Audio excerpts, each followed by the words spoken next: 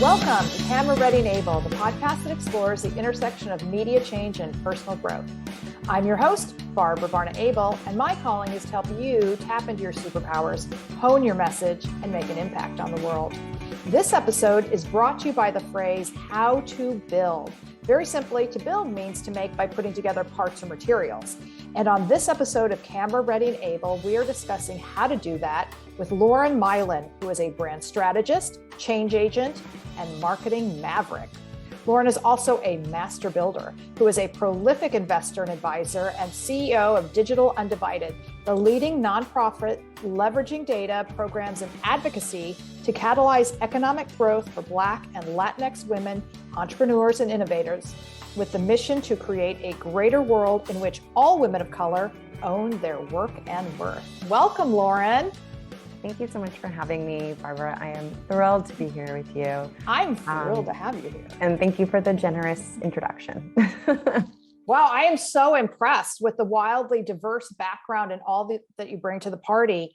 So I want to start with, because it was in your bio, from your first lemonade stand to modeling in France and South America, to working in the wine business before getting your degree from FIT and becoming a mom. So my first question was, when did you realize you were good at building things and that building things is a thing? Oh, goodness. I think I've always believed that I could achieve my dreams. I've always believed that I could create the pathways to achieve the things that were important to me. And so I think that from a very young age, I always deeply believed in my ability to build, my ability to find resources, to execute on ideas, to implement strategies. I think in many ways, in many respects, a lot of what were the difficult parts of my childhood have made adulthood a lot easier. And that certainly includes building. So as a Black woman, I've grown up with parents who grew up in segregated times. And so my whole life, I was told I had to work 2 times, if not 3 times harder than everyone else, just as a baseline. And so I think that's forced me to always build, and also to always build myself up in order to achieve the things that I want in life. So when you're talking about that, is this also just part of your own nature to have that self-belief? Because that's really powerful. Most of us don't have that. And were you getting also those messages either at home, which is, again, an incredible blessing, and or because this obviously culture at large was not giving you that message, but I didn't know, did you grow up with a strong spiritual or religious background where you're getting some of that? Was there community around you? Because these are really important elements. Is think about what makes a difference for the fact that you said you always felt that, which I think is incredible. I think I grew up with really deep values. I grew up with the values of the golden rule, do unto others as you would have others do unto you, but with the caveat that as a Black woman, I was always going to have to do more than others to achieve even what they could by doing less. Mm-hmm. And so those two have always sat side by side for me my entire life. And so, a lot of people can be annoyed, mad, upset that the bar is higher for women or people of color. I've always known that to be the case. And I think I've always known that the expectation is going to be multiplied on me as opposed to someone else. But I think that over the years, I've refined really great strategies to building and building at scale that allow 300% to be my baseline, but takes me the same time that it takes somebody else to deliver 100%. So I look more at output than anything else. But going back to those values, I did not grow up necessarily deeply religious, though I was baptized twice, but that's a story for another day. Baptized twice and christened once. My mom, through divorce, thought that my parents' divorce, I should be baptized again, and I should be cleansed another time. But, and I grew up going to church, but much the way that I raised my children. They are aware of our religion as Christians and what those values are. But we are more spiritual than we are religious, and we are more faithful than we are fearful in life. And I think that shines through in everything I do, and in the way that I approach the world, and the way that I raise my children, and the way that I look at building. There's a saying that I wrote in my book back in 2014 in The Path Redefined. And I said, with every big opportunity and big question in life, I always ask myself a simple question, which is it worth it even if I fail? And if that answer is yes, I go ahead full steam. And so I don't often worry about and have that fear of failing, because I've already decided in my decision calculus that obviously failure is always an option. It is always a possibility or a probability. But I'm not going to succumb to those thoughts that can be paralyzing, especially if I know that what I'm going to learn along the way, whether I win or succeed, is worth the experience all in all. Wow, I'm marinating on all of this. I think I'm going to do I was so lucky that I get to stop and listen to my podcast over and over again while we go through the editing process, because that was, wow, Lauren. I want to come back to a lot of that and part of what you talked about in terms of strategy. But I'm also just broadly interested in the notion of transferable skills, because you didn't start business-wise where you are now, right? You have to start with your lemonade stand, which is fantastic. But in the fashion business as a model and getting a degree from FIT, and then even for a while there in the wine business. But I'm sure that there are things you learned along the way. So are there intersections of things that you learned from that period of your life that plays into this when you decide? Because what I want to get to is, how'd you go from there to where you are now? Well, that I will give you that answer first. How I've gone from there to where I am now is being myself. And I've always shown up as myself. And I think the world has finally caught up. It's not that I have caught up to the world. But you had to make decisions along the way. I mean, that's one thing to say, start in one business and then go, no, you know what? I am an entrepreneur. I'm going to start building things. Because that's what I'm curious is like to when that shift happens. I've always wanted to build. I've always been good at building. And I've always believed that I can build anything I want. And I've never been confined by titles, categories, buckets, the world's expectations, stereotypes, biases. I've kind of rejected it all. And I could have never imagined that this is exactly where I would end up. But I also think that my approach to every industry I have been in has been unique and has been innovative at that moment in time. And so I think that the commonalities for me are in how I work, not what I do. And I think that for a lot of people, they want to have a career being known to do something. I'm known for how I work and the way in which I achieve outcomes, which is as a change agent or as a marketing maverick or a maverick in general or an innovator.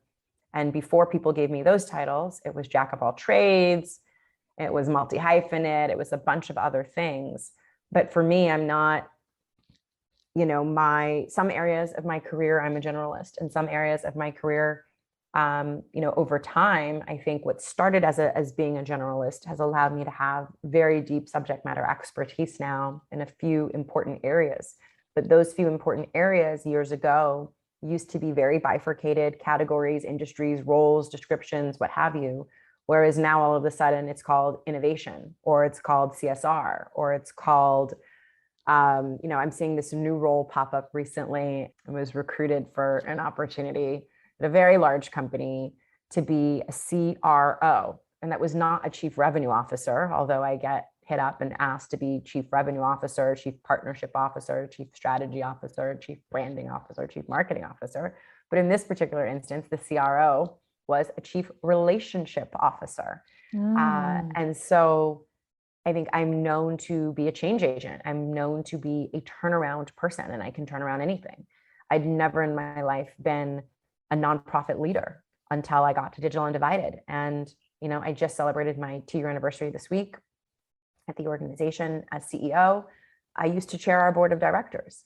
This is an organization where my qualifications came by my passion for the work and our mission, not because I had worked in nonprofit, not because I had worked in CSR, certainly not because I was a DEI expert, but I was a DEI expert based upon my lived experience as a Black woman who'd been a single mom, who's a 3-time founder, who's a working woman, whose parents have grown up telling me nothing but stories of the injustice that they survived in order to get where we are, but then to realize that we're not that much further. So my lived experience, just as Lauren Maillian, a human being, qualified me for those areas of the role as a board director.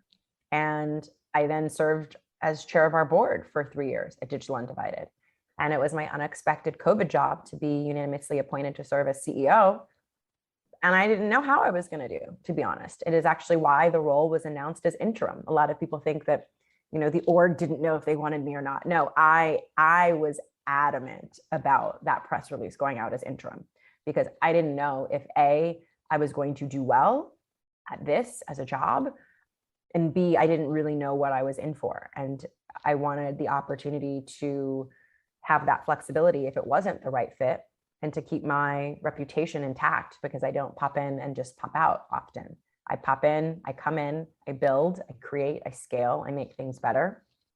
And I often stay around in a strategic role of some kind, or sell a company, or, make an exit in a different way. And when it came to Digital Undivided, as I said, I'd never done this before, but I knew how to turn around a company.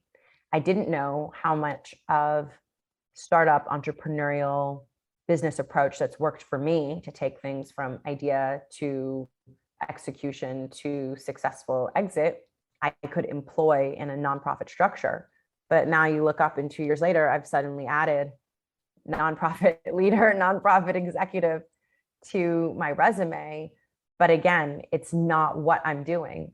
It's how I do it. And I think it's that I've come in and I've turned around this organization and provided 400% growth across revenue, 3.5 times growth in terms of our team in less than 24 months.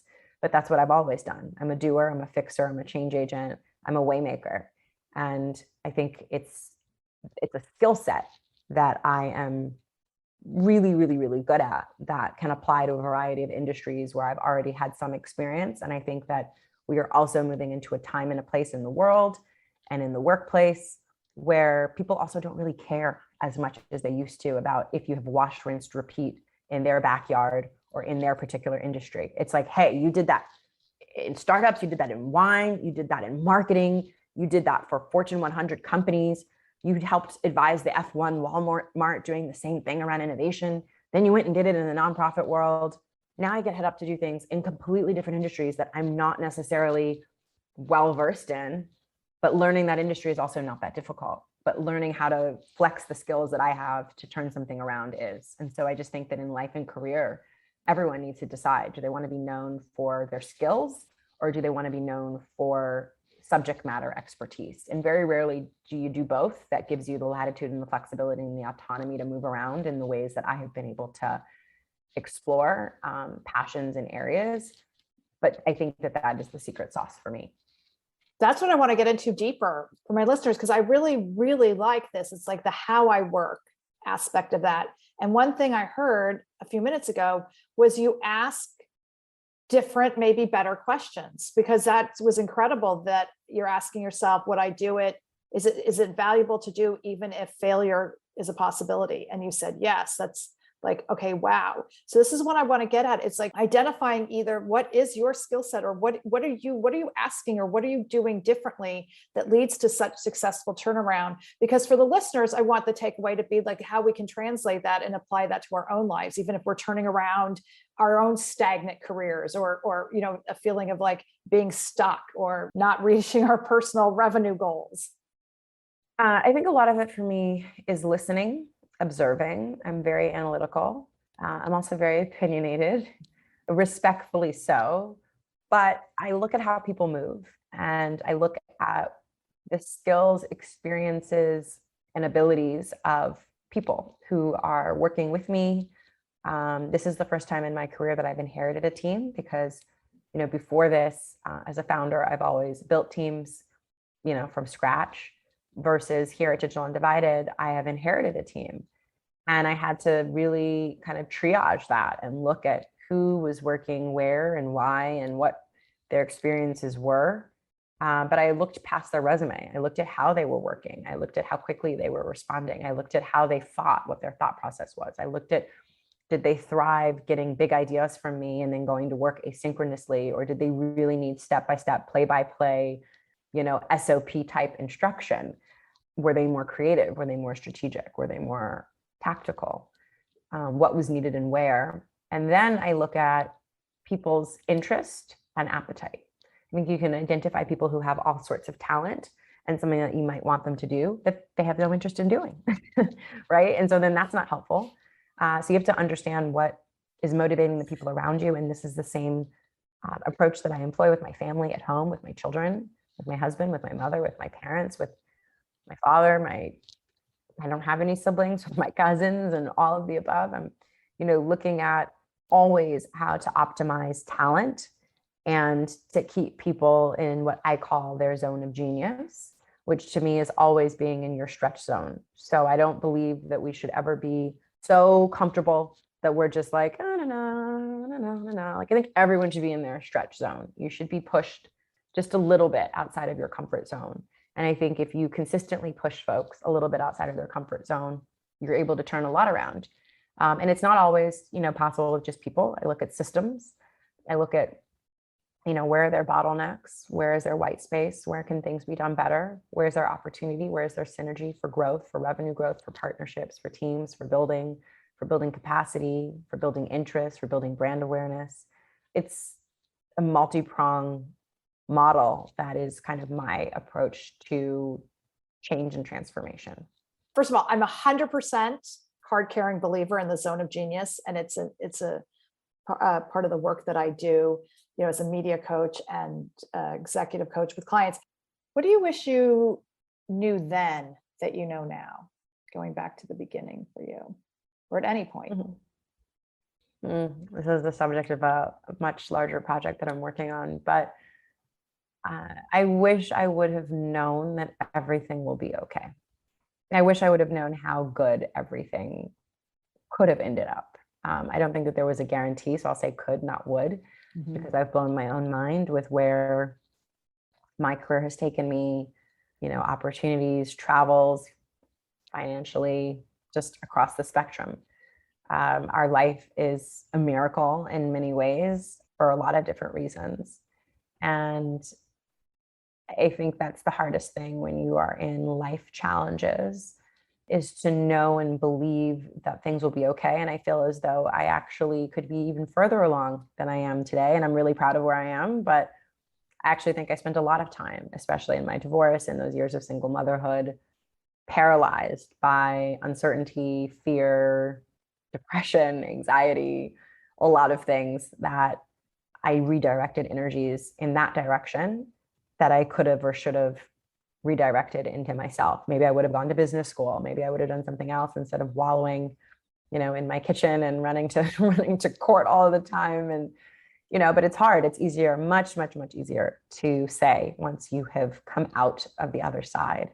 But I think that what kept you going? But it's keep going, but keep going with a confidence that you will succeed. And of course, how did you tap into that? Where did that come from? I didn't tap into it. That's the problem. I didn't. I'd be further ahead if I had. I think I'd have even more things under my belt, probably maybe one more company, maybe 5 more clients, maybe a couple more dollars in the bank. I don't know. But I know that I spent time and energy, and I'm still guilty of it at some points today, even worried about things that were not entirely in my control. And I think that there are so many lessons that I learned in those difficult parts of my life that have allowed me to very successfully flex muscles that most other people don't have. So now, let's say when COVID hits, everyone was freaked out. Oh my God, it's, there's no guarantee. Where's my paycheck? Where's the certainty? Where's the consistency? Oh my God, there is none. But I was someone who had never had a paycheck anyway my whole life. Never had a paycheck every week. Never biweekly. Even when I modeled, it was back in the day with vouchers. And now, did I get money every week? Yeah, I got money every week, mostly. Yeah. But then if I didn't work one week, I was like, all right, I made more than enough money the week before, or I'm going to make more money next week, or I've got all these clients next week. But even that was a voucher system. Every Friday, I would go into New York Models at 596 Broadway, and it was carbon copy vouchers, and I'd give them the yellow copies. I'd keep the white, the client would get the pink. And that was how I got paid. And I was a good enough, in demand enough model that I was advanced my money that not every model got advanced. So this idea of kind of you set your limits, you are somewhat in control of like how much you can achieve or make, but it's not a steady flow that's going to always be so consistent. That has served me so well in the pandemic. That served me well before the pandemic, because I know how to thrive in uncertainty. But I wish I had learned that sooner. So I didn't have that all along at all whatsoever. But I really wish I had, because I think I would have had different outcomes.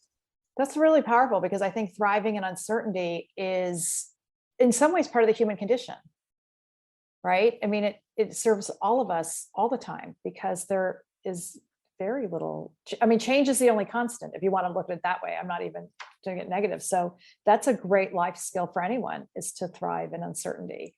But I think the only way we learn it is by living it. I want to go back to, though, just the mission with Digital Undivided, because how you leverage data and programs and advocacy, I think is really, really interesting. Again, as a takeaway for the audience, because I'm trying to, connect these to, like, what are some of the strategic building blocks you would advise someone who, anyone, or especially, a Black or Latinx woman who's an entrepreneur and innovator? Where do they start? Yeah, I think, for Black women and Latina women, people, data is important. I don't think it's something that everyone understands. Not everyone can read it, decipher it, analyze it, storytell around it.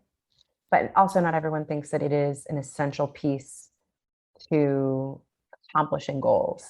And I think, in the marketing world, you're doing it all the time. So my marketing company, when I'm consulting, it's always about data. It's always about stats. It's always, impressions, BPUs. It's, what is it costing you to acquire a customer? What are the units? What are the sales? How much can you scale? You're looking at conversion rates. You're looking at all other data points.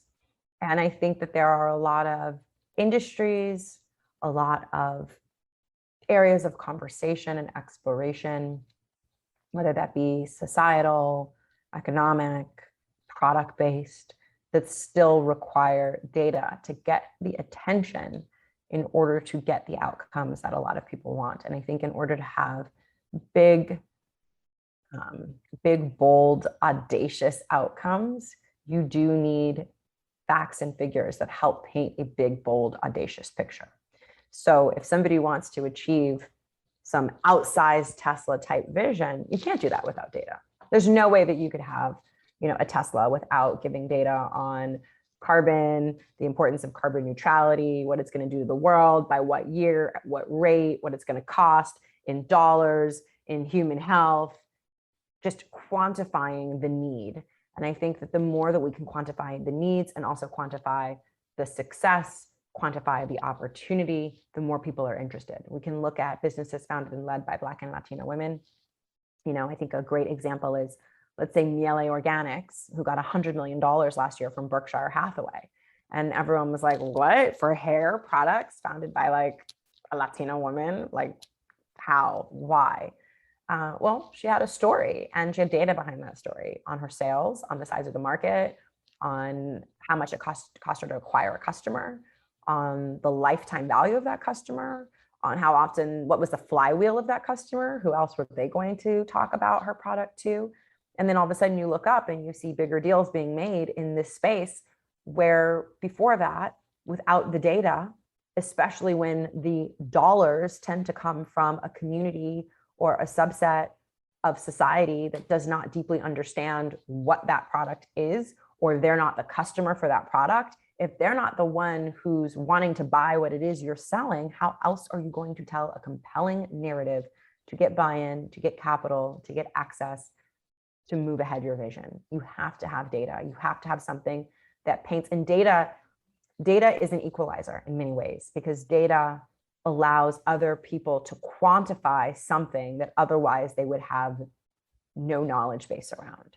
And what people do have a lot of knowledge base around, I think we hear this in a lot of different ways. We hear it in hip hop songs all the time. It's like, okay, well, all money is green though. So, things like this, when you are talking about return on investment to an investor, that's what they care about. That's the universal language that you can talk: money, dollars, upside. But in order to do that successfully, you have to talk about data, because sitting there talking about ingredients and who the customer is and why is not going to hit the same. So what is that one overarching consistent theme? It's often data. in every industry. We can look to healthcare, we can look to COVID, and we can look to vaccines, and we can look to booster shots, we can look to food, we can look to entertainment, we can look to travel, we can look at any and everything. In every industry, you need facts and figures, you need data in order to get access to the resources that you feel are required, because how else do you prove that it's a need? And then how else do you prove what the ROI could be on fulfilling that need? And that's what we do at Digital Undivided every single day. The only difference is that our client, if you will, are women of color, and our product, if you will, is their business. And we put data behind what we see happening in the ecosystem every day for their immediate benefit, but also to create a larger sea change within the ecosystem that makes not just entrepreneurs who are women of color, Black and Latina women, more successful, but that also helps to underscore how and why women of color are valuable as venture backable businesses, and helping to, so the data has one thing, right? Our work alone can be helpful to women of color, but how are we then going to shift the perception of an investor or anyone else, a stakeholder who holds the keys to other doors that are not yet open, which means that they hold the access point to success. And that is what we work really hard every single day to break down those barriers and to make that a more transparent process. The information is not and should never be hidden. The data is not a secret. It's powerful, but it's powerful when harnessed and story told in the right ways to the right constituencies. Wow, this was a total masterclass, Lauren. And I love the takeaway note, circling back to how do we build? You just answered that question, and delivering on that promise is step one that probably overlooked by so many people, as you just explained. Learn to analyze and interpret data because it's valuable, and it's a universal language. Incredible. Where can people find you? Because people need to find you in my audience and follow you and learn from you. Thank you so much. I am at Lauren Maillian on social media everywhere. So LaurenMaillian, across social everywhere, laurenmaillian.com. Yeah, I would love to hear from your audience and know how this episode in our conversation was helpful or thought-provoking to where they're at in their life, their career, their journey. And your newsletter, yes? Yes, I have a newsletter. They can sign up on laurenmaillian.com as well. And I also have a bi-weekly LinkedIn newsletter. I'm a LinkedIn influencer, so they can find me on LinkedIn and subscribe, follow, connect. Really, really excited to hear from more people. And I love hearing, I love listening, I love observing. And it's how I come up with new ideas, and certainly how I keep my ear to the ground and where the white space exists. Just adore you. And I want to thank you, everyone in the audience, for listening to Camera Ready and Able. If you're interested in one-on-one training for you or your team, please shoot me a note, and please be sure to visit abelintermedia.com and download my free ebook, 12 Tips for Success on Camera. And as always, hit the subscribe button if you haven't already.